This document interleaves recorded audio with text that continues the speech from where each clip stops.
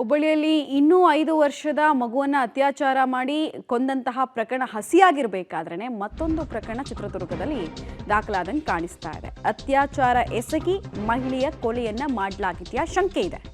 ಚಿತ್ರದುರ್ಗ ಜಿಲ್ಲೆಯ ಹೊಳಲ್ಕೆರೆ ತಾಲೂಕಿನ ಕೆಂಗುಂಟೆ ಗ್ರಾಮದಲ್ಲಿ ಘಟನೆ ಆಗಿದೆ.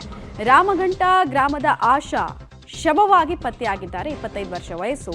ಹೊಳಲ್ಕೆರೆಯ ಖಾಸಗಿ ಶಾಲೆಯ ಬಸ್ ನಿರ್ವಾಹಕಿಯಾಗಿ ಅವರು ಕೆಲಸ ಮಾಡ್ತಾ ಇದ್ರು. ತಲೆ ಮೇಲೆ ಕಲ್ಲೆತ್ತಾಕಿ ಆಶಾ ಹತ್ಯೆ ಮಾಡಿದ್ದಾರೆ. ಹತ್ಯೆಗೂ ಮುಂಚೆ ಆಕೆಯ ಮೇಲೆ ಕ್ರೌರ್ಯವನ್ನ ಮೆರೆಯಲಾಗಿತ್ತ ಅನ್ನೋ ಪ್ರಶ್ನೆ ಇದೆ. ಘಟನಾ ಸ್ಥಳಕ್ಕೆ ಡಿವೈಎಸ್ಪಿ ಪಿ ದಿನಕರ್ ಅವರು ಭೇಟಿ ಕೊಟ್ಟು ಪರಿಶೀಲನೆಯನ್ನು ನಡೆಸ್ತಾ ಇದ್ದಾರೆ.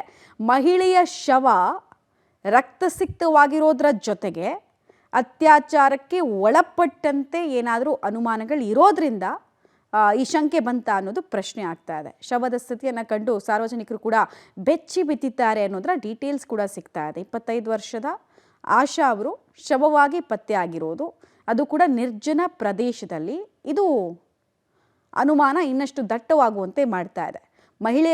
ಮಹಿಳೆಯರ ಮೇಲಿನ ಕ್ರೌರ್ಯಕ್ಕೆ ಎಂಡ್ ಯಾವಾಗ, ಕೊನೆ ಯಾವಾಗ ಅನ್ನೋದು ಪ್ರಶ್ನೆ ಆಗ್ತಾ ಇದೆ. ಸ್ಪಾಟ್ಗೆ ಪೊಲೀಸರು ಬಂದಿದ್ದಾರೆ. ಅವ್ರು ಕನ್ಫರ್ಮೇಷನ್ ಕೊಡ್ತಾರೆ ಸ್ವಲ್ಪ ಹೊತ್ತಲ್ಲಿ ಅದು ಅತ್ಯಾಚಾರ ಆಗಿ ಕೊಲೆ ಆಗಿರೋದ ಏನು ಕತೆ ಅಂತ. ಶಂಕೆ ಅಂತೂ ಇದೆ.